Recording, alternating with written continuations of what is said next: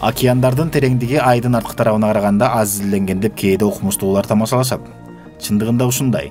Ар кандай булактарга ылайык дүйнөлүк океан 5%-дан 8%га чейин гана изилденген. Сиздер менен проект Раян дүйнөлүк океандар тууралуу кызыктуу фактыларды айтып беребиз.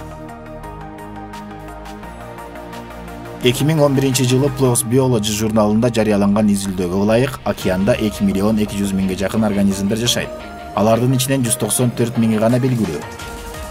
Адистердин айтымында океанда дагы эле 20 миллион тоннага жакын алтын катылып турат. Океандын түбүндө планетанын бардык музейлерине салыштырмалуу тарыхый артефакттар көп. Океанда үндүн ылдамдыгы секундасына 1435 метрди түзөт. Бул көрсөткүч салыштырмалуу кургактыкка караганда 5 эсе көп. Океанда суу астындагы дарыялардан тышкары дагы суу астындагы шаркыратмалар бар. Алардын айрымдары жер бетиндеги шаркыратмаларга караганда бир топ чоң. Бүгүнкү күндө жалпы ушул сыяктуу 7 шаркыратма белгилүү. Алардын эң чоңу Гренландия менен Исландияны бөлүп турган Дания кысыгынын түбүндө жайгашкан. Анын бийиктиги болжол менен 4000 метрди түзөт жана кеминде 175 миллион куб суу батат. 1 литр океандын суусунда 38 миңге жакын микроорганизмдер бар. Океандардын орточо температурасы 5 градус Цельсияны түзөт. Орточо тереңдиги 3700 метр. Тынч океанда гана 30 миңге жакын суу алдындагы тоолор бар. Алардын ичинен 1%дан гана азы изилденген. Дүйнөдөгү эң узун тоо кыркасы океандын түбүндө жайгашкан. Атлантика океанынын борборун кесип өткөн Орто океандык тоо кыркасынын узундугу 40 миң километрге жетип, Альп чоклорунан бир топ бийик. Океандын эң терең жери тереңдиги 11318 метрди түзүп Challenger Эйбус деп аталат. Алтынчы океандын батышындагы Мариана аралдарынын жанында жайгашкан.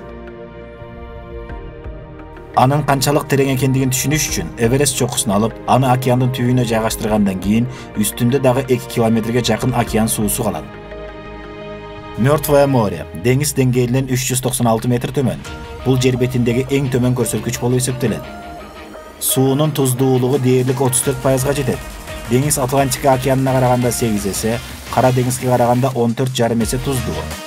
Туз көп болгондуктан суунун басымы тыгыз. Ошондуктан адам суунун бетине оңой эле жатып гезит окуй алат.